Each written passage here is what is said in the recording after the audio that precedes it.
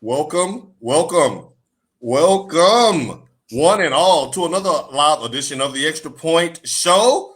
Now, you know that when you see me here on your live, then you see me flanked to my right here is our right hand woman, our international sports correspondent from the DR, Miss Tasha T. Sizzle. How goes it today?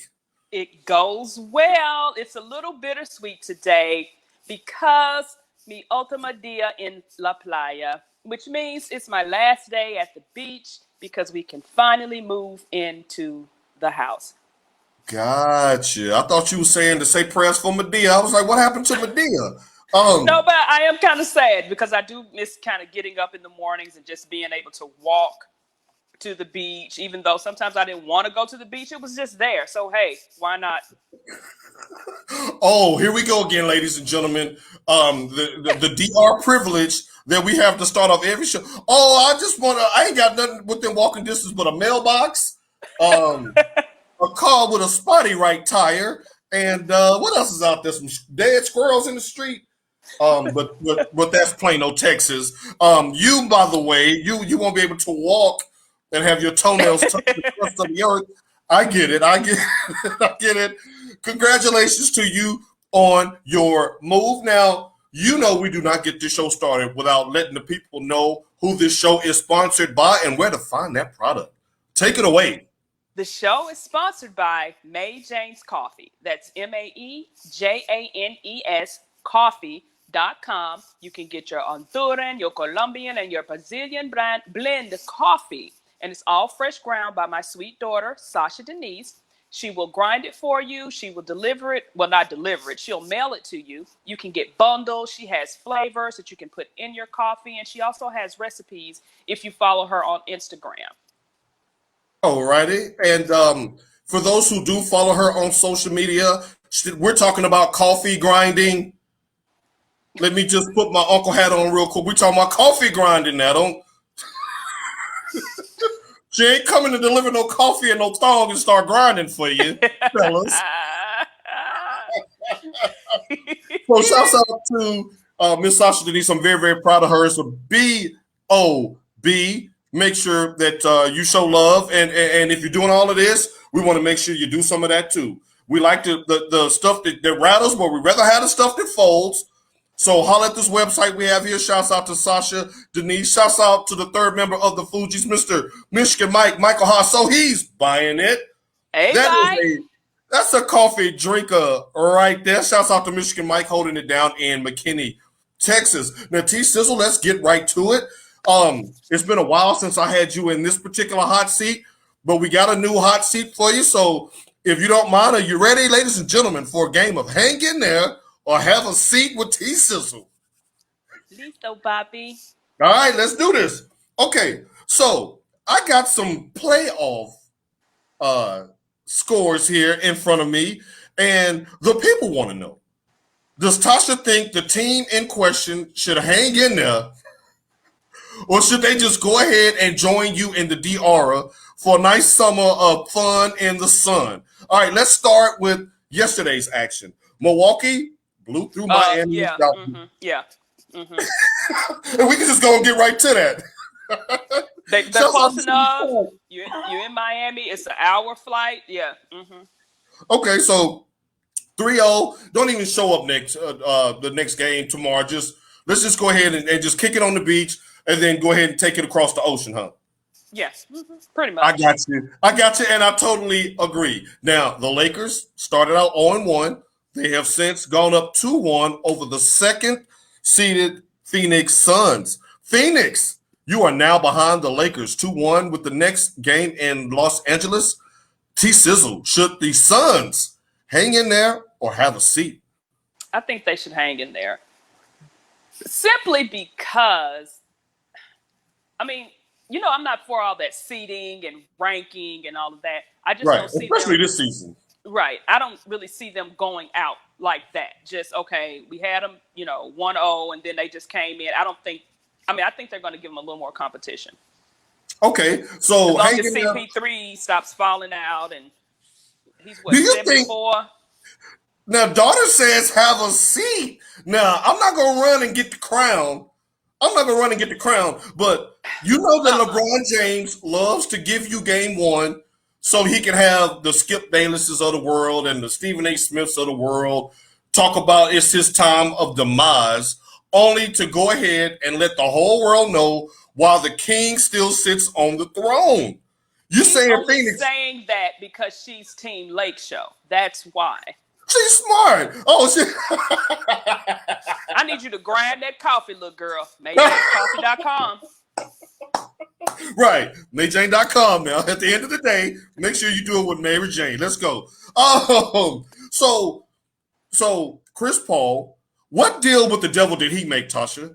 Every time he gets in a playoff position to where he's supposed to win the chip, something happens to his hip, his back, his hamstring. Now it's his solar plexus. What's going on?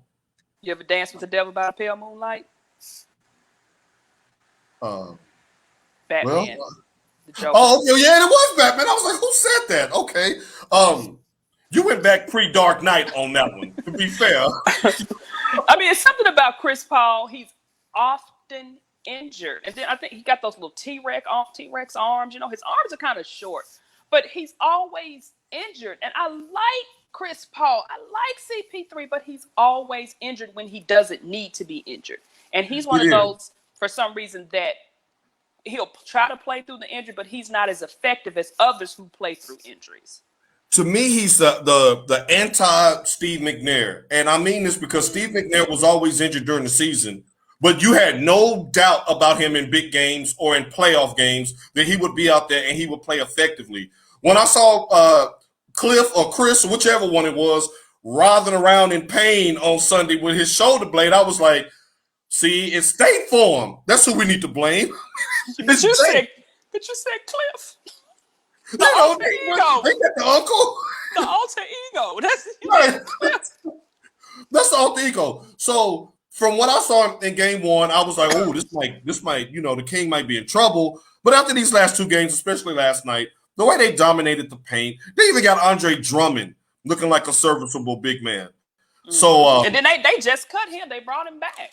Yeah. So this is one of those situations where I'm sorry, Cliff. It's going down. Shouts out and happy anniversary to Mr. Michael Harris. We saw that, man, getting your boogie on. We support love on the show. Black love on the show. There we go, right there. Shouts out to Michael. Hope y'all had a great anniversary. So we have that there. Now, another game that went down last night, which I've been personally invested in because I was just curious to see who would come out on top in this series. Now, Denver now holds a 2-game lead over Portland after Portland went up 1-0. The Joker and Damian Lillard are putting on a clinic as far as shooting the ball. If you're Portland, you're down 2-1. You just lost one at home. Hang in there, Portland fans. Have a seat, Damian Lillard. What are you thinking? I think they should hang in there. Simply for personal reasons, because I'm all for Damian Lillard. Like, I love his game. I don't see him much because of the time difference. Right. It's hard to watch those games. And, of course, since I'm limited with my viewing options here, but I always go back and read things and look at clips. I'm going to say Portland can hang in there just off the strength of Damian Lillard. Just off the strength of Damian Lillard. And for some reason, I want to see Carmelo Anthony have a deeper run in the playoffs this season. What's wrong with Melo? You no love for Melo? I've never liked Carmelo Anthony. I don't. It's something about him. I've never liked him. Even the days of Syracuse, the freshmen, didn't they win a championship that year? Yeah. Like, I've never been a Carmelo Anthony fan. I say it's Dame time too. Everybody put your watches up. Michael Harris says Dame time, hope they pull it off. Damian Lillard is just an electrifying player to watch, even if he's undermanned, even if it's him against a stacked roster. He can drop 45 on your head. And last night, Denver was threatening to put the game to bed. It was late and I was tired, but Dame was pulling from 30. Right, I'm like, oh, logo. Oh, okay, I guess I'll stay up. But it's only so much he can do without help. That even goes back to the days of Jordan. Right. People always want to say, oh, and Pippen was an integral part of that. Jordan did not win until he had other pieces around him. He had the Horace Grants. He had Scottie Pippen. He had Bill Cartwright shooting free throws from the side. And Damian Lillard, I mean, I know he's trying to stay true to Portland, but they need to give him some help if they really think they're going to go anywhere with him. How much of this do you put on Damian Lillard, though? Because he's had several opportunities to join or form a super team of his own, and he's always been so public about not wanting to do that. Do you think he bears some responsibility for that? Do you think he should just go for his and get a championship? I mean, you can't blame him for that, because if he's actually one of those people who wants to do it the right way, not going out here and saying, let me team up with the best 3 players in the league so that can guarantee me a championship. I think he's actually one of the few that really wants to earn his. And I think that's what gives him a little bit of leeway with me as far as his playoff performances go for as a team, because it ain't because he didn't drop 45 or 50. Like, when he says, hey, I'm going to try to do this myself, he literally goes out there and tries to will his team to win. And him and the Joker, if they ever get a game early enough in the day, maybe hopefully around this holiday weekend, where people can see these two players play, because Jokic is playing at an MVP level. I believe they both had over 35 last night. And to see them both going back and forth with their different styles of play has been pretty fun to watch. Now, something that hadn't been as fun to watch, and we're going to peel back the layers in this one a little bit later, but the Philadelphia Eagles are now up 2-0 over the Washington Wizards. The Wizards go back home now to try to avoid 0-3. Do they avoid 0-3? Should they hang in there? Should they have a seat? What's going on with Russ? I think they should have a seat. Oh, no, not Russ. I mean, it's the thing. Russell is another one of those players. Like, somebody compared him to Kobe, and they tried to eat him alive, the person who compared him to Kobe. But I agree with that guy, because Kobe played hard game in and game out. I don't care what the situation was. And even like Vanessa said at the Hall of Fame, tore his Achilles, shot the free throws, and then walked off the floor. Right. I'm going to say Russell Wilson. Russell Westbrook will go out there and play literally till the wheels fall off. You've seen him when you think he's tired, just out of nowhere, just explode and just yank it on somebody. Right. So, I mean, he has help. I mean, he has another, what's the guy? Is it Bradley Beal? Who plays for? Bradley Beal. Yeah, he was a fraction of a point off from winning the scoring championship this year. Yeah, so, him and Bradley Beal, they are playing good, but I think it's going to come down to the coaching in that series.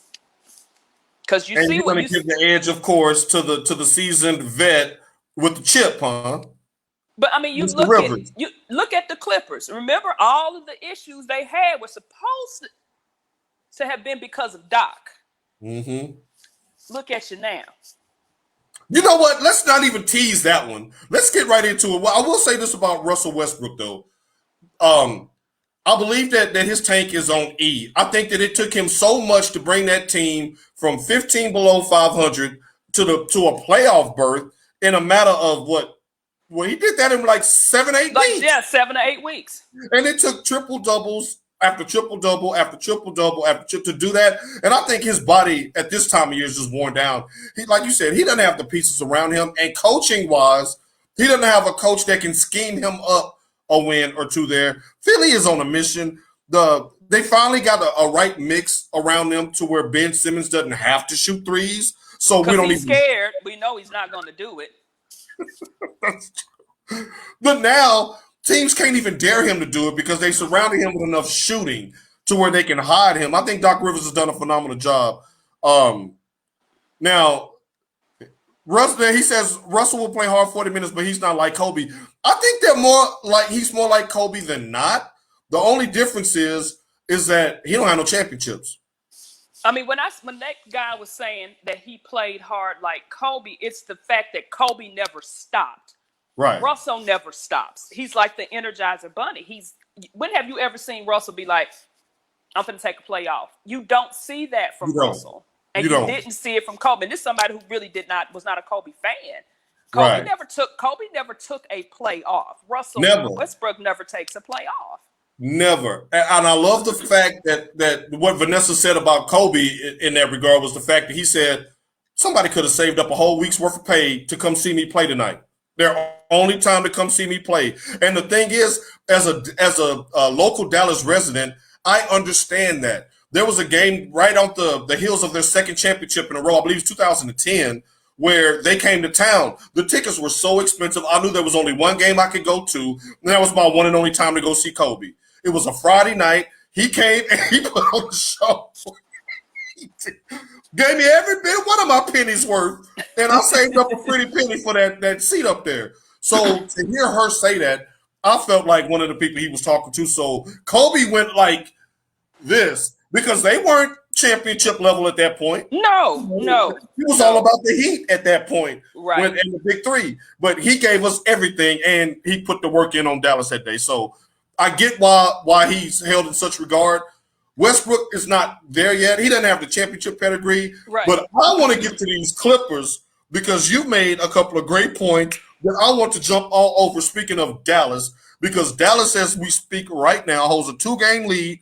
Went into La, snatched 2 from their soul in La. Now they get 2 here. Now, you know in Texas it's going to be a full house tonight and Sunday night down at the AAC. And that place is rocking. There's not a bad seat in the house. I'm not going to be nowhere near there because I got to work first thing in the morning. But I will be watching. Los Angeles Clippers. Hang in there or have a seat. You think the Mavs got enough to sweep this thing? I don't think it's going to be a sweep, so I'm going to tell them to hang in there. I just want to know why Patrick Beverley always bumping the gums. But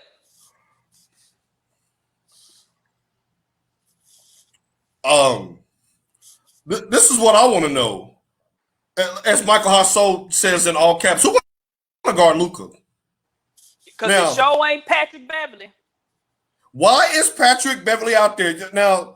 Now, Langston, don't think I didn't see what you slipped in there. You know, Langston in with the LeBron disrespect. We're gonna deal one LA team at a time. What we're gonna get to why does everybody hate LeBron a little bit later on in the show. Y'all make sure y'all stick around for that. But in games 1 and 2, Luka Doncic did anything he wanted, when he wanted, why he wanted, and to my knowledge, it looked like the Clippers back there living in the basement. They had cardboard cutout fans in the stands for the playoffs. Cardboard, what? When I saw those cardboard cutout fans and where the fans should be, I knew they was in trouble. You didn't even have it set up right. Right, you didn't have a. Yeah, it looked like y'all didn't. Your fans didn't want to be there, and y'all didn't want to be there either. Didn't want to be there either. But here's the thing. Why don't you want to be there? You take the last 2 or 3 games to avoid the Lakers in the first round. Mm-hmm. You wanted Dallas. You got Dallas. Luka's like, with a cigarette in his mouth, like, you wanted us? Now blowing smoke in your face. Luka going 39. Could have had a triple-double both games. Tim Hardaway Jr. is playing like it's 2013 in the NCAA tournament. Go. Tim Hardaway Jr. But you're saying this won't be a sweep. You're saying the Clippers should hang in there. Yeah, the Clippers should hang in. I don't necessarily think it's going to be a sweep because I think at some point pride has to kick in with them. Mm-hmm. And you got Kawhi with how many championships? You got playoff P, pandemic P, who is constantly going to forever have to prove a point to people that he's not, That's true. You know, a playoff bust. And like I said, Patrick Beverley's going to have to find some way to back up all that smack he constantly talks to everybody. Well, Tracy Chapman needs to sit in it to sit down and fast song. Take your banjo and scram. Get your least famous recipe and get out of here. Right, get your least famous recipe and your banjo and get out of here. And here's why. You're going to give up some more trade capital that you don't have to acquire playoff Rondo, who's a real playoff player, and he's not even getting on the floor because of Pat Beverley out there getting scorched. And then you give a Reggie Jackson 30 minutes off the pine, and you paid Luke Kennard $64 million. He hadn't played 1 minute. What, $64 million? Sign me up for that. Are they hiring on Indeed? I got your resume off of Indeed. Can I get a ZipRecruiter to call me back? What's good? What's going on with that? So, like, the Clippers are just mind-boggling to me. You call out a team by tanking to get them. You got home court advantage. You blow that in 2 games. You look totally disinterested. You got and Kristaps Porzingis isn't even playing that well, and they still like putting a pause on you. I don't know, man. This might be Sweep City. So you think they're going to take one of these 2? I think they're going to get one, but Luka is just so exciting and he's so dominating. In like not even in this series. I mean, you're in Dallas. You've seen Luka just be like, okay, F it. I got this. I'm going to take over. And it seems like no one can stop him. No one but them Grizzlies, but we'll get to that when that time comes. And no, we could not. Y'all saw that we could not. He's scoring 30, 40 points against us too. Let me ask you this, because Langston brings up a point about him having the box braids, but is Kawhi Leonard the most protected? Hold on, let me let you get that out. First of all, because see, I'm rocking some Kawhi Leonards right now. So you gonna come up Kawhi? You go Kawisha? Kawisha, you want like you gonna come up off Kawhi, because I got me some few corn rolls back here too. Why is he the most protected athlete in all of sports? I think because he doesn't bother anybody. You think about it, he has no social media. When you hear things about Kawhi, it's from a family member doing something. Because then his stepsister or someone shot somebody, or the uncle tried to do. You never hear Kawhi actually doing anything. Right. So I think that when you have athletes who are quiet, who will sit back, but he still dominates at his position and what he does, you can't say anything about him. I think that's unfortunate, because you the one that shot the New Balance commercial with the new crown hanging from the rearview mirror, that you was the new king of LA. And last year you blown a 3-1 lead. You're on a 5-game playoff losing streak. You had a chance to run it back in Toronto, and that team, considering how the season played out, they could have won it in the bubble last year. Mm-hmm. They could have beat the Lakers in the bubble last year if they would have ran that same team back. You didn't go join LeBron, and I respected that. I'd rather you go do another thing than go join LeBron.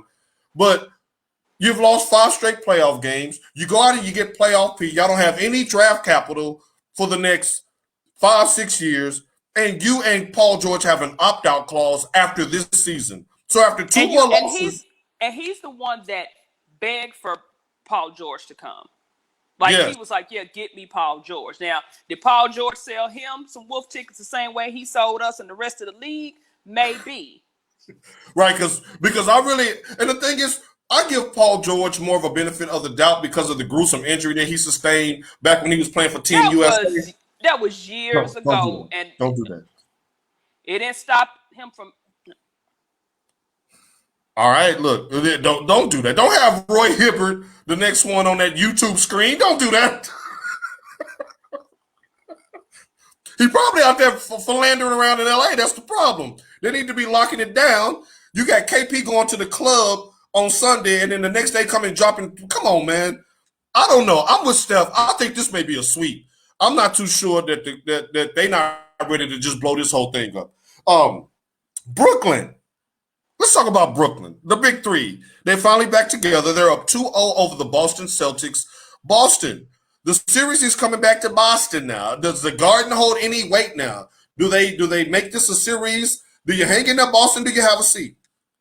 Need to have a seat. Larry Bird ain't coming out from the back with those black leather Converse and those little bitty shorts.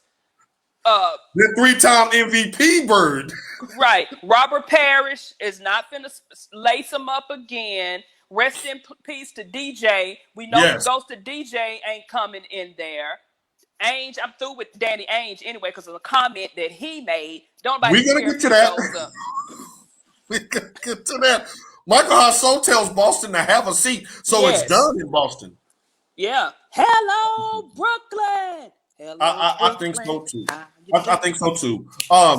Now, make sure you table the Ainge, because we're coming right back to him. Now I want to jump back to what Langston said here. When he said they should have teamed up in OKC instead of LA and just brought Leonard to OKC. You think that would have worked better? That would have been a lot better. That it still puzzles me to this day why Kawhi left Toronto. I don't understand that, to go to a team that was far off from winning. I mean, a championship. They can't even win a series at this Right. point. So Right. he would have been better off staying in Toronto, or like Langston said, he could have went to OKC and Right. hooked up, and they Right. would have had a better shot. They would have had a better shot. At least they would have had a third piece that doesn't revolve around the name Marquise Morris or a 50-year-old Rondo or Luke Kennard, who, again, is getting paid $65 million to do nothing. I don't want to hear y'all talking about nothing about no unemployment. People need to get back to work. Luke Kennard, free Luke Kennard.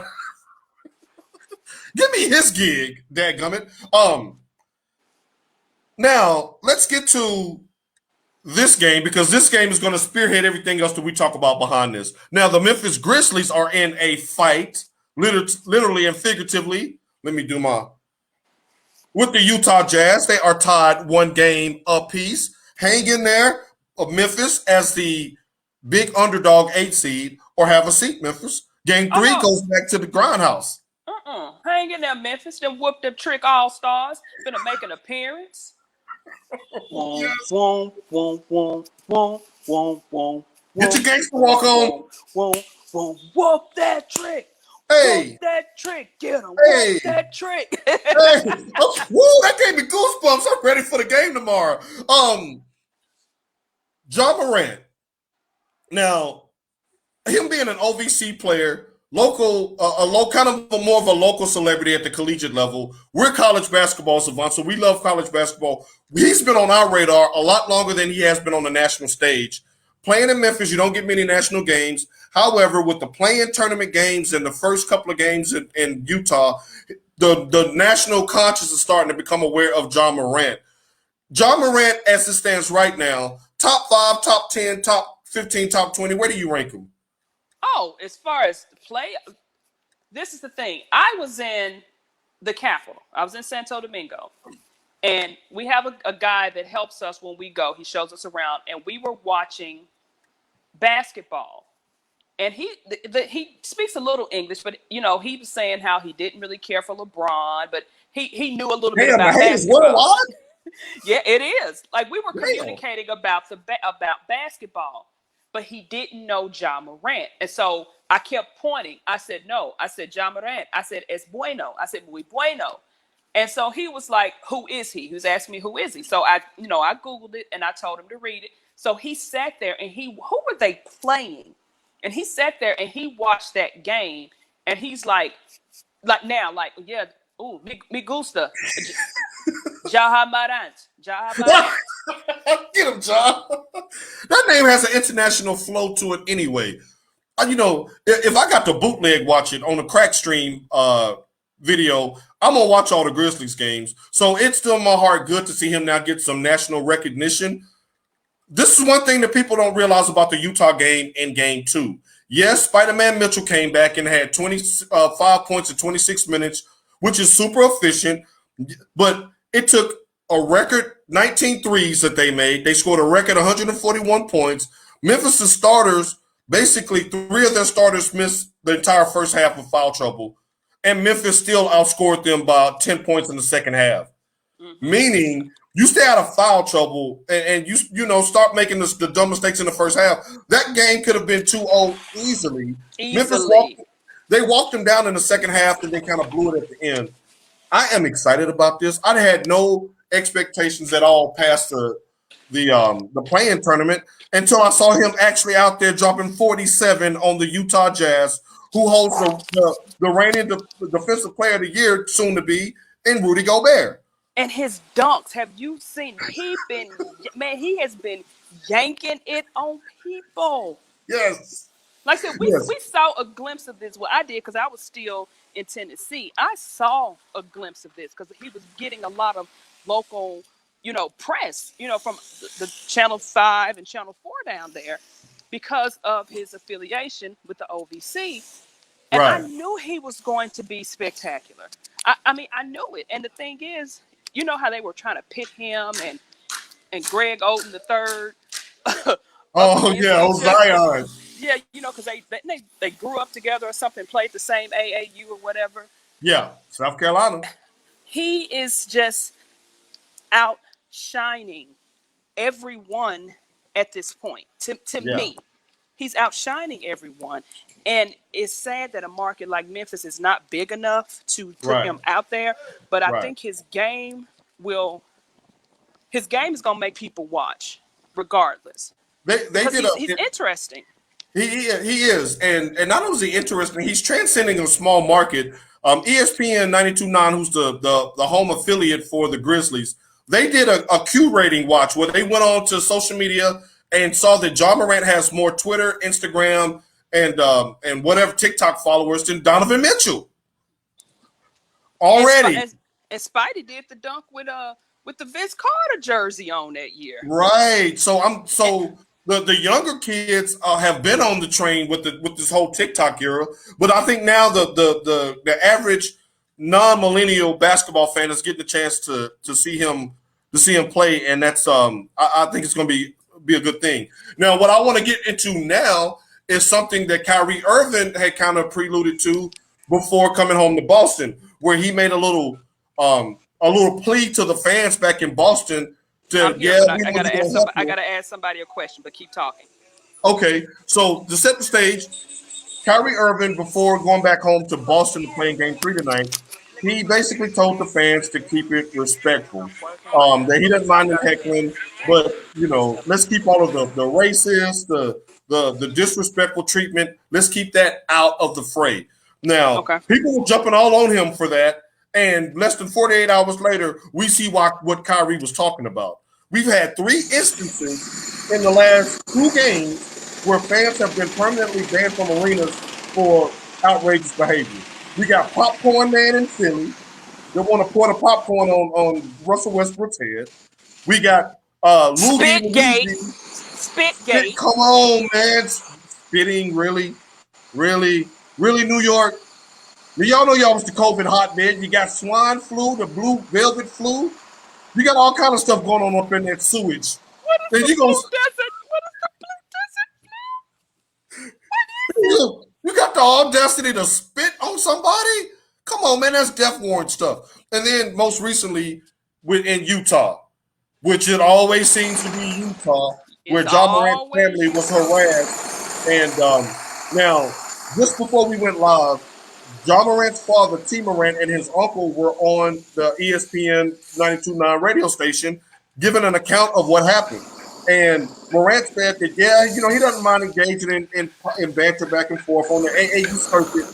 That happens a lot, and especially during his OVC days, going into those small OVC towns, he gets that. It's all fun and love. But when they told Dillon Brooks' family, calling them half-breeds, and telling his wife... What? Yes. What? Yes. Calling his family, meaning his mother and father and his siblings there, half-breeds at the game.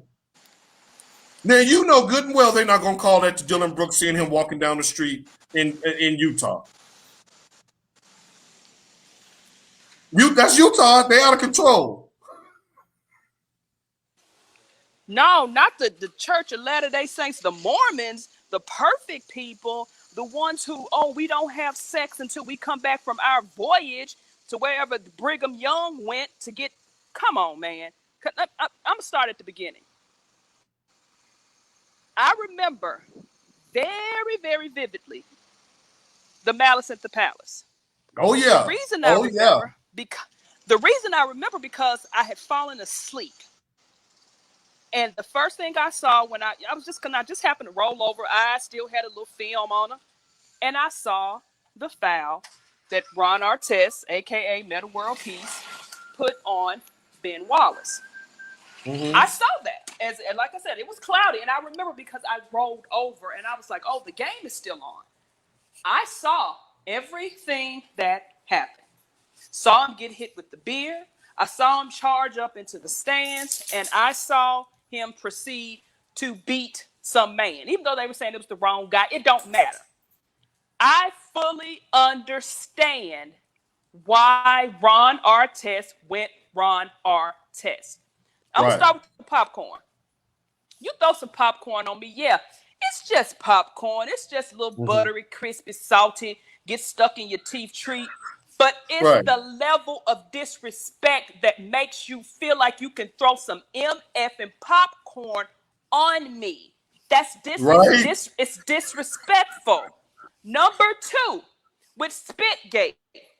First of all, when that man spit, that spit could have landed on that woman. Because I watched several videos. That was 50 Cent's date for the night. Really? Yeah, 50 Cent was sitting right next to her. I kept watching the video because I couldn't see the spit at first, so I was just watching. Yeah, I couldn't either. So when I saw it, probably about the fifth or sixth time, I was like, okay, that ish could have landed on that woman. Number one. Number two, I don't care where I am, what I have on, what my job title is. If you spit on me, I'm going to rip your eyeballs out of your socket, rip your skull off, and in the words of Colonel Nathan Jessup, piss in your dead skull. Oh my God. If you were to spit, spitting is the nastiest, nastiest thing that anyone can ever do in this world is to spit on someone. That is disgusting. That is nasty. I don't. These days, it could even be called. It could even be criminal. I am, and I don't care who does it. Now you're breaking up a little bit. Calm down. It's done. Then number three.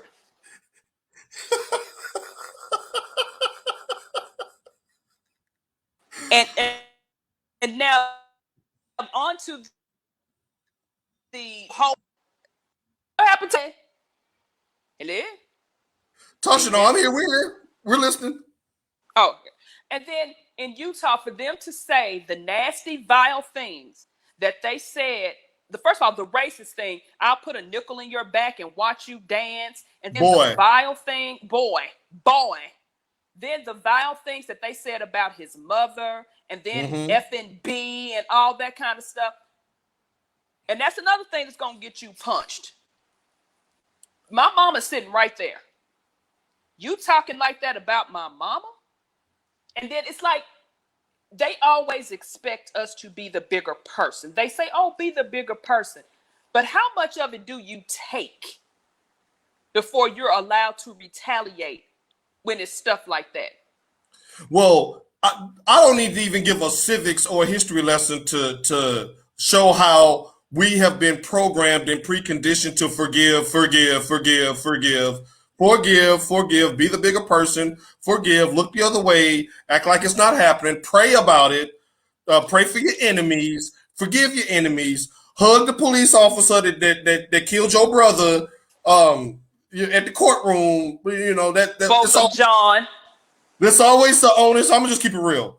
Y'all know that. It's always the onus on us to forgive. So when the national perception is, oh, it's just some popcorn, man. It's just some words. You a millionaire. Suck it up. This, and that. Let me tell you this. Anybody who's watched any of the TEP umbrellas, whether it be live radio, whether it be a podcast, whether it be a live with Tasha or Mike, y'all know that a name that consistently comes up is AP Colter.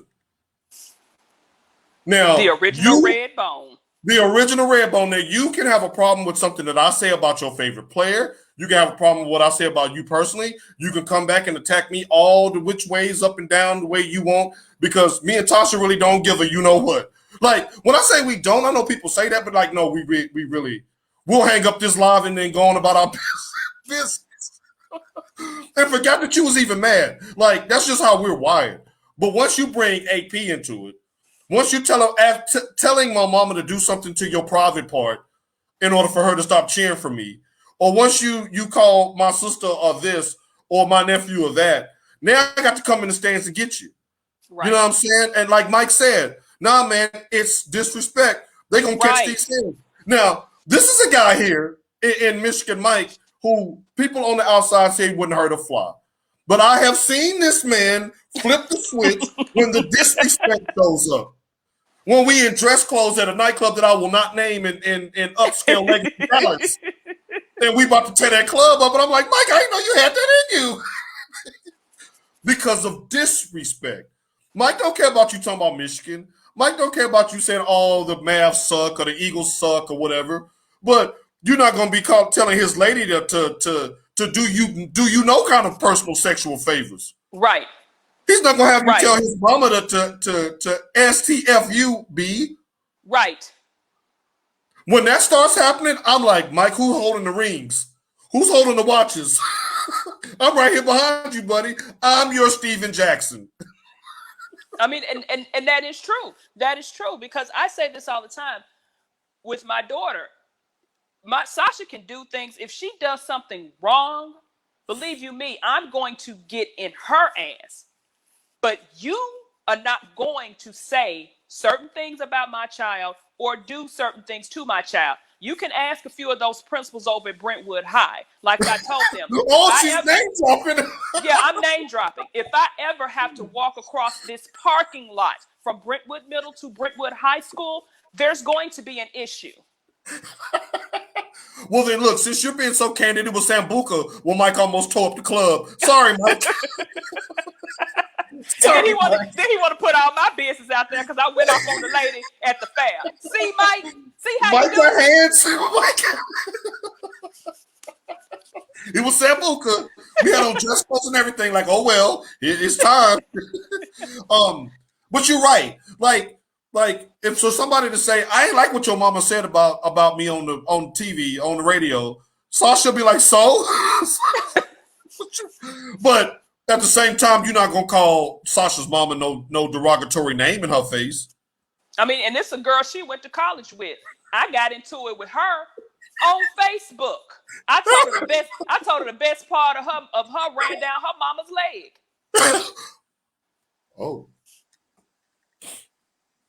Oh, look, that's when you have me over here checking my notes for the segue. So what you're not gonna do is threaten or talk about me and mine, just like you. You're not gonna let someone threaten or talk about you and yours. And I'm not, and nobody else. Sasha. I can't see it. Is she laughing? She's just laughing because the truth sometimes be funny. Because she knows. And Mike as well. I think her name was Michaela, and I told her she looked like a baboon. I told her she looked like grape ape. I told her everything. I went off on that little girl. Just up to Tiff checking in. She said her mama's what? Tiffany, no more comments. Mute her, because she gonna take right. Because she got all the deals on all of us.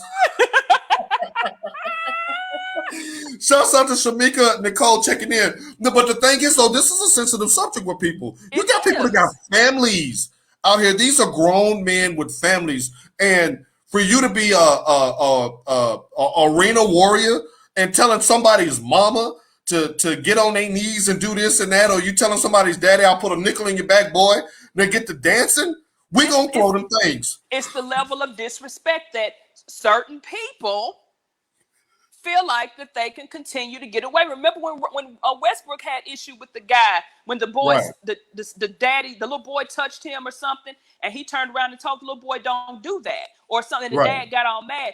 These people cannot keep sitting up here doing what the F they think what they want to do to these players because they think they can. Right. Or you're going to wind up having a millennial malice in the palace part 2. No, you're going to end up having a Vernon Maxwell. Remember when he ran in the stands? Because remember his wife had lost their child. And I think he had the child's name on a shoe or on a shirt or something. And they told him, F Emily. And who does he have forever beef with? The city and fans of Utah. But he ran up in them stands. He ran up in them stands. And he square. Like you cannot keep sitting up doing this to people. Right. There's like, and the thing is, you hear us getting on people all the time as far as athletes for what they do on the field, but you're never going to hear us disrespect them as human beings. You'll never hear us be disrespectful to anybody who's checking in as a human being. You can disagree with me about LeBron, about the Cowboys, about the Titans, all of that, but I'm never going to respect you as a grown man or woman with children, with responsibilities, with bills, with house payments, a grown person. Oh, okay. Well, I'm gonna just pour some popcorn on your head. What happened if it was coffee the next time? And what happened if it was something really sinister? It doesn't matter. It could have been a handful of hole punch holes. You empty the hole punch, and it could have been a hand of confetti. You just right, don't. Shamika. What'd she say? All right, yes. World Peace Part 2. Okay. Yeah. Like you can't do that. And Westbrook, as injured as he was about to go up in them stands. Right. And for all of you keyboard warriors too, because I've read all the comments on Twitter about that and people defending the popcorn people and all of that. I just think that okay. We'll do this. Since the country is open back up again, before you leave the restaurant the next time you go out with you and your family, go walk over to a random table and pour the rest of your food on top of some man's head. And if you do it down here in Texas, I hope you got your vest on. If you do it down here in Texas, I hope you got your vest on. So, it was just some little macaroni and cheese from Chick-fil-A. Okay. Go do that to a grown man and his family sitting at his table. Pour some on his head in here in Texas. And see that. Now, Steve checking in. Nashville's in the building today. Shouts out to Nashville. Have you ever had a person spit on you on accident? Natasha, I'm going to flip that question to you. Like, do you mean, Steve, like spit as in Thor? Or do you mean spit as in spit tool? As in they were trying to say something and a little bit kind of like hit your cheekbone or something? And even when I know it's on even when I know it's on accident, it just does something to me. Like the other day, one of my friends is in town and he has his son here with him. His son is 13. And so we were riding in the back of the car and his son was chewing on a straw. But we had the windows down. And so when the little boy turned, the straw flew out. It hit me on the ear and then it hit me on my lip. Oh no! You get a bump up? And I looked at him and I said, GD boy. I said, you done hit me in my mouth with some MF and money. That was, like from Big Boy. Right. And he looked at me. He was his dad was driving, and our other friend was in the front. His dad turned around because all he heard me say was, "Spit. You spit your straw." He heard me say spit, and when I say Lamar's head turned, like I know you ain't back there spitting, like, and I had to. I said no. He said I thought he was chewing on the straw. I said yeah. You have to hurry to save that child. Yeah, I said no. It was the straw, And the little boy was like, "Oh, I'm sorry." I said, "You thought I wasn't gonna catch?" I said, "You just gonna let the straw fly out of your mouth and hit me, and you wasn't gonna say nothing." We were just kind of laughing about it. Right. But it is, even when people accidentally spit on me, it kind of makes me like, "Damn, did they just spit on?" Damn, like there's a tightening of your whole body, like your whole. And the thing is, there's an internal clock going on in your head, Steve. To answer your question with the spittle, even if you and yeah, sometimes, especially in my line of work that I do now, you could be sitting next to somebody, they talking, yeah, bloop, bloop. I'm like, okay, I got T-3, 2. I can't take it no more. You try not to show that they spit on you, but yes. That drives me crazy. It tenses up all the muscles in my body. So for me to see you wind up, hawk back behind your wisdom tooth, and pull all of the germs that you had fostering back there, and on me, woo! Now Steve says, now that makes the Westbrook disrespect make all the sense in the world. Popcorn or whatever, it's way out of line. It's way out of line. Way out of line. We totally agree with you on that, and it's 1,000% avoidable. Mm-hmm. All of it is avoidable. Just go to the game, watch the game, and go home, sit down some damn where. Your team won. What you pour popcorn on the man's head for? What you mad for? Really? New York and Utah, all those teams won. What you mad about? Well, okay, we'll move it. Now, I agree with you, Steph. Well, yes. Steph, let's be real. That would be you doing the assaulting afterwards. They'll be like, now what you not gonna do? Be like, oh, Father, where's the bail money? Right. Hail Mary, full of grace. That's true. Now, let me jump into another thing that could be on the completely avoidable shady side of things. I don't know if you saw this earlier this week, but it's been making the rounds. When Shannon Sharpe, old Uncle Shay, got on TV, on live TV, picked up his phone and called Julio Jones on live television, basically to get the scoop on what's going on with him in Atlanta. So Julio answers, they're talking back and forth. Julio says, I'm out of there. Man, I'm out of there. And he says, well, if you want to win, you don't want to go to the Cowboys. And he was like, oh, no, I'm not finna do. And he started like going personal about the Cowboys. And I could hear Jenny Taft say, does he know he's live? And right in that moment, I was like, does he know he's on live TV? So afterwards, after they hung up the segment or whatever, come to find out that CAA, the agency that represents Julio Jones, and the Atlanta Falcons are seeking to file some type of lawsuit against Fox because he didn't have permission to air that live like that. Do you think that's Bush League? Do you think that's out of bounds? Do you think that's over the line? For Shannon or for... Yeah, for Shannon. Oh, yeah, definitely for Shannon. Oh, the thing is, how do we know that... Because this is the thing. If I'm a certain type of person, if my phone rings, I'm not just going to be sitting there looking at my phone saying that's old Unc. How do we know Shannon didn't say, hey, bro, I'm going to call you? But this was a way for Julio to really say what he wanted to say. Okay, so you're saying that they're in collusion in doing this? They could be in cahoots. But if not, Unc was wrong for that because the ramifications of that, doing that, and what if he would have been on there and said something really, really personal? What if he started dropping the N-bombs just like how we talk off camera? Right. What's up, Blank? What's going on? MF, are we just blah, blah, blah? Like none of that happened. So the fact that he didn't, and we know Julio Jones probably talks like that. I think he knew. You think he knew he was on there? No, Langston said, good point, but legally it was stupid. Yes. And because in California it's a consent law with the two-party deal. The person have to know they're being recorded, or else there could be legal ramifications. Julio and his camp has been eerily quiet about this ever since, and so has Shannon Sharpe. So you think that because they did what they wanted to do?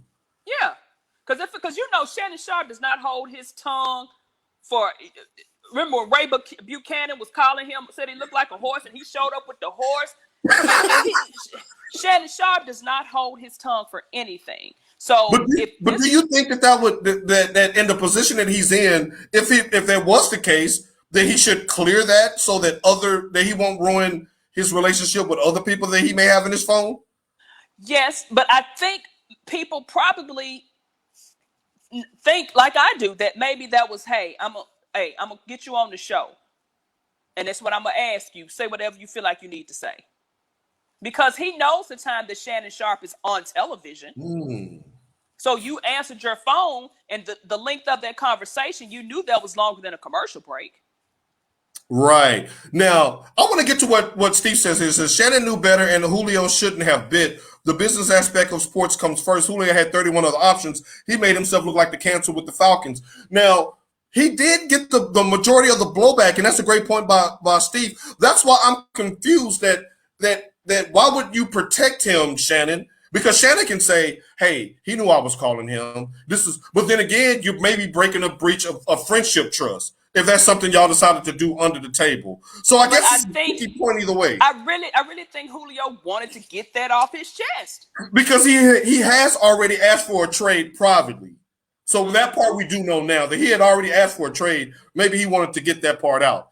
Now, Langston says that Shannon been acting kind of beside himself, and he has. Remember the KD incident when he had misquoted KD on a tweet and went after him, and KD called him out, and he kind of backed off and went into hiding behind that. I don't know. Mike says they all knew that you agree with Tasha that they were all in it together. But here's the thing, though. you're doing a favor for one friend in the industry, trying to help him get his word out. But if you type in Shannon Sharpe name right now into Twitter, there's a laundry list of verified accounts that says that man is foul for doing that, and that if they saw him calling, insert meme, of how they'll be like, hell no. But they don't know the backstory, just like we don't. We don't know because again, if I know you're at work, if I know you're live at Fishbowl, if I get a call from you, I'm going to say what's on my mind. Well, wait a minute. You're a bad example because you don't have much of a filter. Yes, but first thing I'm going to say, because I think a few times it'd be like, are you on air or you at work or something like that? And like I tell people all the time, if I'm on speakerphone, you better let me know. That is true. That is true. I will never call you on speakerphone and not let you know for my own safety. Right, but the thing is, if you call me from work and I know you're on air, I'm going to be like, you at work? Because ain't you supposed to be on the radio? Are you at work? That's the first thing that's going to pop into my head is, are you at work? Right. And he was like, nah, I'm about to go meet up with my brother. It was very... My initial thought was this had to be planned until everybody went radio silent afterwards. Like, I'm like, well, why not just say that, hey, he wanted to get this out. I gave him a platform to get it out, and that'll be it. I'm just wondering why everybody's so silent about it now. Or maybe because the CCA and the Falcons don't know, and they probably put a cease and desist, like you can't discuss it. So if it is a lawsuit where they're trying to sue Fox is probably telling Shannon, hey, Shannon, we got in a little hot water with this. We're going to ask that you not speak on this. We don't know. Right.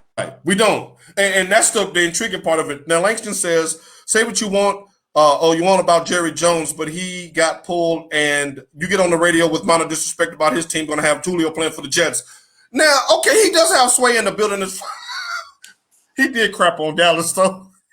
I saw it live when it was going down live. That's one of the few good perks of having a night job.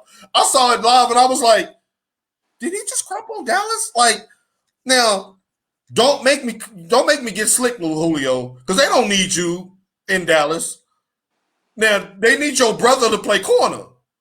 We got a trio now, although I would take him over Amari Cooper, yes. But Dak was throwing for hundreds and hundreds of yards a week without no damn Julio Jones. And it wasn't like he was top 5. Now, let's stick with the media, because the media has been cutting up lately. The Up in Smoke podcast, featuring 2 former bad boys of the NBA, Steven Jackson and Matt Barnes. They had a recent episode where the Gilbert Arenas was the host, the guest, and they were banging on Kwame Brown, former number 1 pick, the person that we most associate with being a bust. For casual basketball fans, it would be the football equivalent of Jamarcus Russell. How when you think of bust, his name is pretty much the first name you come to when you're ready to get your jokes off. And for the last 12, 13, 14, 15 years, it's been Brown. And we've been okay with that. I've laughed at him. Everybody's laughed at him.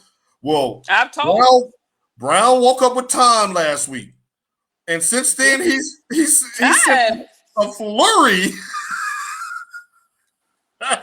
He sent a flurry of, and we're going to get to that too, Michael, with Brandon Jacobs. He sent a flurry of very personal attacks towards anybody who's ever had a word to speak about him. What are your overall thoughts about Kwame and his clapback season? Okay, let me give you a little precursor. Uh-oh. That boy from South Georgia. Number 1. Number 2, Kwame, I did not know this until recently, but I remember hearing something about this, but it just came back up. He had a very volatile, abusive relationship with his father. Okay. Number 3, Kwame Brown is obviously a stay ready all-star. And if you don't know what that means, you stay ready. You ain't got to get ready. You ain't got to get ready. So even though we have all made the jokes about Kwame being a bust, Right. I, for one, this is why I'm a big proponent of these kids not going to college. He should have gone to college, at least at that time, it was a 2-year minimum. You cannot continue to attack a man. Right. Whether it's professionally, because all they were saying was his professional acumens were not where they should have been. And I say that because he was a number 1 pick. So you feel like, oh, he's a number 1 pick. He should have done this. He should have done that. I blame Jordan.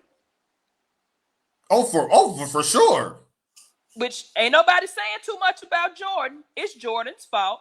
And Yeah. the fact that you have a 18, 19-year-old kid who already came from a broken family, and then you're constantly putting this pressure on him, which a lot of that pressure was him because he didn't have to go straight to the league. You're putting pressure on this kid, and then he's not performing. Then what Shamika actually, he said he bought his mom a house on the golf course at 18, which he really did not play until he was 19, which meant that money was rolling in before he signed that contract. Now, see, this is what you get on the TEP. I hope y'all sewing these nice little sweaters together, tidbits of information. Please continue. If I'm not mistaken, Shamika, but you may fact check me and put it in there if I'm wrong. But you're putting pressure on yourself, and then the media is saying the boy is a bust, and that sticks with him. Even though, yeah, we joked, we said he was a bust. Because we laughed at the jokes. I've made the jokes. He said it himself. You don't stay in the league as long as I did being a bust. Because if he was that bad, no team would want to go and pick him up and pay him money. 12 years is a long time in any league. Even though he said Gilbert, caused him to lose some money, he still went to the Lakers and got what, 20 some odd million? Look, he made $65 million over his career. 65 over his career, 20 plus of that coming from the Lakers at that time. So he is going in on everybody, but the thing is, he's going in on people who, for all intents and purposes, don't mind putting them hands on somebody. We've seen Becky with the good hair roll up to his ex-wife's house and drag. Now, explain to the common person who Becky with the good hair is, please. It's Matt Barnes. Barnes, okay. He pulled Derek Fisher up out his house by his collarbone.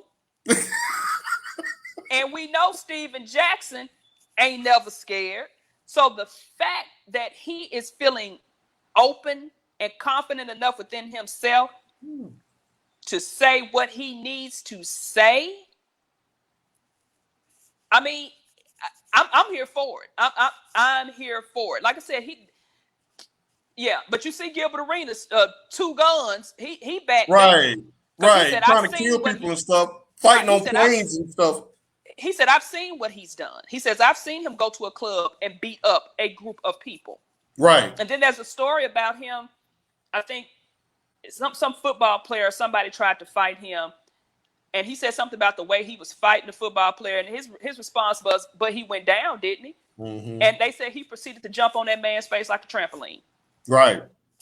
This and Steve, although this cuts deep, he's true. Juwan Howard could have been considered a bust if you look at it. He played 17, 18 years for about 22 teams. He got that ring with the Heat and didn't do a damn thing. Go Blue. Didn't even help on the jump ball. I mean, ain't set a pick, a screen, nothing. And so when we start talking about bust and what's successful and not successful, I think that if you're an athlete, there's a certain level of that this just comes with the territory. People gonna have their opinions. Some people gonna think Emmitt Smith is not the greatest running back of all time. Emmitt gonna have to just go to bed with that every night. Some people gonna say it was Barry Sanders. He quit because he didn't want to pass Walter. And as Cowboy fans, we like, well, we can only go with what the numbers say, and so those type of things. But it was never to the magnitude to where people were just clowning and laughing at somebody like for 20, 30 years. So this clapback season has been everything. Now he's got people in playing bell coverage. They coming off that line of scrimmage, backpedaling pretty quick. You got the Becky's with the good hair apologizing now, and Steven Jackson apologizing. You got Stephen A. Smith responding. And now his social media following, he's getting what 200-300 views a clip now. So 300,000. I mean, views a clip. It's Do you think that the way that this is going down could change the way that athletes cover athletes going forward? I mean, but Jalen Rose has been trying to tell them for the longest. The thing is, you cannot continue to talk bad about people. You don't know people's past. That's what I always say. You don't know what happened in people's past. Like I said, that boy had a fractured relationship with his father. And then you got Charlemagne, who needs to be the donkey of the day, putting all his business out there about his right. father. And he was apologizing big time too, yeah. Right, because he's right. He's like, tell him, Kenny, he was getting everybody some of Mama's seasonings. Some of Mama's seasonings. But it's like you can't continue to sit up and talk bad about people, even though it wasn't a personal level. I'm pretty sure that has stuck with that man for years, knowing that everywhere he goes, somebody's saying he's a bust. But some teams obviously didn't. The 7 teams he played for didn't think he was a bust because they kept signing him. You don't see Greg Oden out there playing for nobody. Right. And I love what Steve says here about the black men following their dreams and trying to eat. Even other black men, athlete commentators need to understand that. And the thing is, I think that's why Jalen Rose was so sensitive to that, because Jalen Rose was not a bust. He was one quarter away from knocking Jordan out of the 98 playoffs. Right. In Indianapolis. Right, in Indianapolis. And he had a very good career. He's a very good analyst that when he shows critiques of teams, he goes out of his way to make sure that it's always on the court and not bust level. Because if you think about it, with Kwame Brown now in his local, wherever he is locally, they might not want to touch his name and put it on their rib shack because they think people going to think it's a bust rib shack joint or a bust car lot or a bust car wall or whatever. So when Kwame Brown talking about you taking money out of my pocket, trying to keep reliving this, he's a bust thing, that my boy, he got with it. Shamika says, hell, they swore Derrick Rose was trash. Look where he is today. But the thing was, Shamika, we really didn't think Derrick Rose was trash. I said the brother's knees was made of paper mache. That's all I said. Because when that boy was at Memphis, when he was at Whitney Young, when he was at Memphis, that boy was balling. When he was Rookie of the Year for the Bulls, he was balling. They would have beat LeBron and them had he not got injured. Don't make me grab my phone. Let's not get carried away now. Man, let's not get carried away. D Rose was the truth. All I'm saying is the boy got paper mache knees.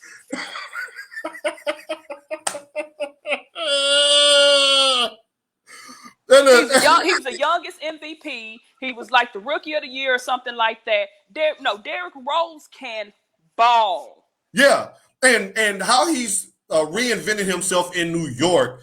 It's funny that you have a big three across the Brooklyn Bridge with Harden and KD and Kyrie Irving. None of them are more popular in the city of New York City than Derrick Rose right now. Because it's the MSG magic. It's something about playing in the Garden that puts you out there. Right, and with Steve. Even he makes fun of the 81 now. Kobe did drop 81 on Jalen's head, and he'll take that joke. He'll be like, people try to come at him all the time about the 81. So they did a commercial about it. They sure did. They sure did do a commercial about that. Now see, this is why we don't let Langston in the comments. He got to come in under an alias. He said it. There's good man except Meharry. We're not calling Meharry the Kwame Brown of medicine. Yeah, shouts out to my friend Jackie Griffith, her daughter Ariel Griffin, who was, in my opinion, and no one has proven me wrong, the first black female cheerleader at the University of Kentucky, who is going to dental school at Meharry. Her name is Ariel. Way to go, Ariel. Future doctor in the house. Hey, Ariel. Hey, Ariel. Ariel. Hey, Ariel. Okay. Hey, Ariel. That's good. All right. So, last week, I want to, the last time we were on, I want to keep this thing fair because we're fair here at the TEP. we got on Tim Tebow about wanting to play tight end. Now we have Brandon Jacobs coming out. Brandon Jacobs, the big-time running back from the New York Giants, last played in 2012, looks to be in shape. He says now he's ready to come back and play defensive end at 38 years old. To that, Tasha, you say what? Hey, they gave Tebow a chance.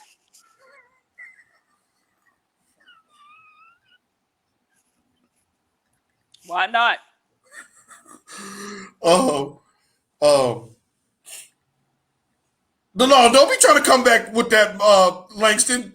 You can't. You said he got his surgery at Meharry, Langston. Don't do that, you Langston. Said. So, do you think? Well, okay. So, what do you think is more probable then? Brandon Jacobs being on the NFL roster this year on 3rd and 10, going after the quarterback as a defensive end, or Tim Tebow on 3rd and 10 going on an out route to catch a pass as a tight end? I mean, to me, Brandon Jacobs is a more viable option. Right. The man is still 278 of chiseled muscle. Have you seen him lately? Because how much does what's his name that plays in Cleveland? The one just got through playing basketball and he was like, oh yeah, that just dunked on that man, Myles Garrett. They about the same size. Yeah. And we know Myles Garrett that boy's a problem. So what do you mean, Michael, that Tebow's already on the team? So you're saying it's more like, so you're saying that because that's the case, it's that way, or he says, now Shamika says Brandon gets my vote. Mike says, I'm saying is they can use another D either. All I'm saying is if they don't put Tebow on that team, they're gonna have to refund a whole lot of money for those jerseys those idiots bought. Look, y'all heard it right here first. Tebow will be taking shotgun snaps and snaps under center this fall. The tight end thing was a farce to get him in the building. They're going to use him in sub packages like he did with Chris Leak and Tebow in Florida. And he's going to find a way to put that man on the field in goal line situations as a quarterback and 4th down as the Wildcat quarterback. He is not playing tight end. That was a ruse. That was a farce to get him on the roster because you knew you couldn't bring him in as a quarterback. Mm-hmm. You just couldn't do that. Ate you up, urban liar. Yeah, so he's gone. I mean, and yeah, it's a lot of good old boy networking going on with that. But hell, the way I see it is, if any of y'all got a job out there to pay more than mine, hook me up. LinkedIn, I got your right. And if I got your information and I know of a spot that can really pay you what you worth better than what you making, I'm gonna hook you up. So I don't really have a problem with the good old boy network because if I'm in a network, you in the network. Right. If I eat, we all gonna eat. We all gonna eat. I get a call, we just got a call. You know what I'm saying? And somebody can say, well, who the hell is Tasha to do this? Well, who the hell am I? We all just got a chance. Let's go. Petey Paul, mother. Bloop, bloop. Tebow ain't ready to come across that middle. No. He is going to do whatever's in his wheelhouse. Only thing he can do is run up the middle. That's all he was ever able to do is run up the middle. Right. A glorified tight end. A glorified gadget play person in goal line situations. Somebody that you don't have no film on because he ain't played in 10 years. So, like, Sharika says, if anything else, they will use him as a decoy. Yeah, short yardage situations. Mm-hmm. If you bought his jersey, keep the jersey. I think he's number 1 in jersey sales right now, right? Mm-hmm. Boy, they love him a hero, though. And then a hero comes along with the strength to carry on. Oh, Mariah, she's on fire. All right, now we're gonna end this with a little fun exercise for everybody that's checking in right now. And shouts out to all of y'all bringing in some very, very good points today. It's been some very good banter back and forth. Now, my question is, hold on, if I can scroll up a little bit. We're going to start with you, but anybody in the comments section, you got one. I want to hear it as well. It's Memorial Day weekend, which means that people about to start getting back on the grill, which means families about to start coming back together and friends about to start coming back together. And that means there's going to be some potlucking going on. So my question to you is, Tasha, What is the one cookout meal, food item that you will not eat regardless of who made it? Potato salad. Really? I do not like potato salad. I don't like anything that has a mayonnaise base in it. I know you put mustard in potato salad as well, but anything that has a mayonnaise-y, I can't do it. We're talking about food, Langston.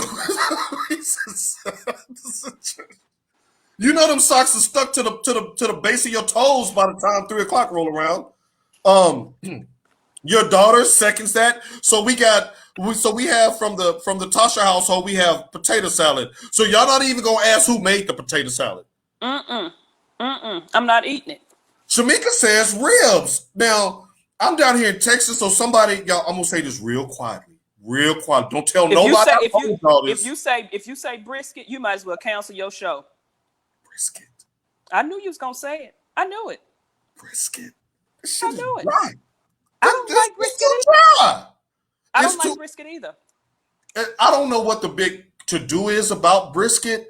It's like you spend a whole day cooking it, and then but when you eat it, it's like, can you season this? Can you put a little? It's not barbecue sauce like compatible, ketchup compatible, mustard compatible.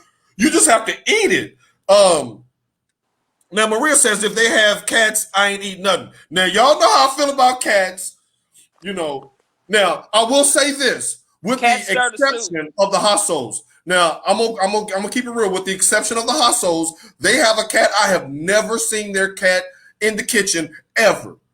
But I have been in other places where the cat be in the pot, stirring the pot and meow, licking the paws and getting all that out there. So I'm like, if it's cats, nah, I ain't really with that unless you the Hassos. Because the Hassos got a clean house and I don't be seeing no cats around there. Let's see here. Shouts out to Stone. What's up? They don't baste it continuously with a good Oh, so he got a grill. Langston got a grill. He got that from Mary's when they went out of business. He got that from out east on Lishy. Steve says baked beans, they can keep them if they're runny. Oh, okay. Baked beans. Tiffany Rose says, I got to make you one. Well, come on up, I-45. Come on up here and see there. Now, she says hers is fire. Your brisket is fire. We'll see. Now, here's a good one. Michael Harris says macaroni and cheese, everybody can't make it.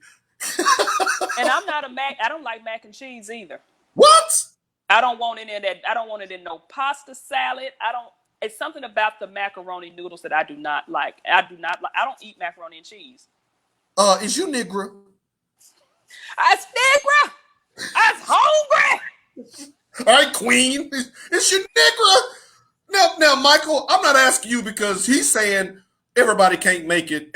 And sometimes I think you have to have tough conversations as a family when it comes to making potluck macaroni and cheese. Only the fires and the flyers get to bring that. So if you're not okay with that.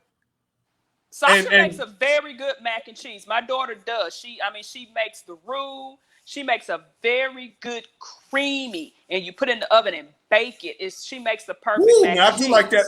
And my sister makes a phenomenal mac and cheese too. I love her mac and cheese. Said catchphrase. Tiffany talking about hers is flavored and tender and moist. That sounds like a commercial. What is, Tiffany? Her brisket. Her brisket.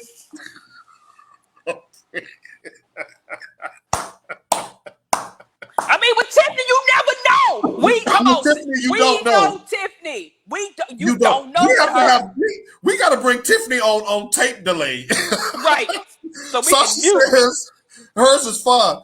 Marcus says, I guess I can bring mine then. Okay. In Louisiana, that's called baked spaghetti. Well, bring that too. Because the Stones can throw down. I had my first crawfish over there a few weeks ago for his birthday. So shouts out to Marcus Stone and the family. That was pretty fire. And to see me cracking that head off and getting the juices and berries out of it, that was. Well, the next time we go to the crawfish. Marcus, I'm planning on coming in October. I'm gonna need you and the missus to hook me up with some vittles. Right now. Cindy Clark says potato salad, everybody can't, but she can. Now, I'm vouching for Cindy's potato salad. Potato salad, steak, beans. Cindy throws down. Are you in Denton? Unless Jesus is feeding the multitude with potato salad with mayo in it, I ain't eating. But hey, I got love for CC's. Come on, Mystical. Shake it. Watch yourself. Some people's be all soggy and runny cheese. How does the cheese get runny? Is that about not putting it in the oven? Because they try to compensate because they're going to put it up so they make it too runny. And then when you take it out, it's not gotcha. Coagulated? Is that what I'm Coagulate, yeah. Yeah. Like the coagulant serum. Yeah, okay, all right. Well, okay, well, cool. Well, Tasha, we know you have a busy weekend. I can't believe you allowed me to snatch you up for an hour and 20 minutes. I just kept looking at the clock like, okay, maybe I can ask one more question. Just one more question. Do you use government cheese? Do they even have government cheese in the DR? No, they give you rice, beans, and something, I think, an oil down here for free if you need assistance. Because that's what they eat, rice and beans all the time. So it's actually a good thing. Well, that's good for your heart anyway. So, I mean, that's probably why everybody's down there looking like they in shape and ready for the for the beach. For everybody that's going to be partaking this weekend, make sure y'all safe. You be safe. Y'all hire a mover. You know about your back. Don't be hitting me up next week talking about you in a back sling because you tried to pick up a TV. No, get you a mover now. We too old for that. I think somebody posted that on Facebook one day. We too old to be moving stuff. Like, get you a mover. And congratulations on your new home and get moved in. To everybody else, we will see y'all next week. We'll get. Wait, can I give a shout out to someone? It's not anyone that I personally know, but we all know of this story. I'd like to give a shout out and a huge congratulations to one Chandler Lee Adams. And if you all don't remember who that is, that's old Ray Ray's boy that he tried to kill. And the boy has, he survived. The mother died. He survived. He has cerebral palsy. He is 24 years old, and he will be graduating from high school on June 5th. You know what? And that is an awesome story because shouts out to Mama at the red light talking about, no, his name is Ray Caruth, the football player. He shot me at the red light and pulled off. That's how Mama got down for her. She solved that crime from the grave. Right. It's hard for me to watch the ending of that documentary when I get close to the end to hear her voice say that. But for Mama to give him that chance to live and to put that man behind bars, that was incredible. Shouts out to them for that. Shouts out to my cousin Alanis for graduating. Mr. Stone has a graduation to go to. His son will be graduating, heading off to TCU to play some football. Horned Frogs. And congratulations to everybody out there that's got family and friends graduating. If you're a parent, we know how hard that is for you. You take a bow as well, parents of graduates. That is a job and a half to do. One more time, this show is brought to you by May Jane's Coffee. That's MAEJANES coffee.com. All righty, to all of you graduates out there, y'all kick it one time for your boy. Everybody else, we will see y'all next week. Until then, the Braided Up Pimp is back. My vaccine card. I got a vaccine down here in the Dominican Republic. Get yourself vaxxed and waxed, and we'll see you on the fast track. Peace out.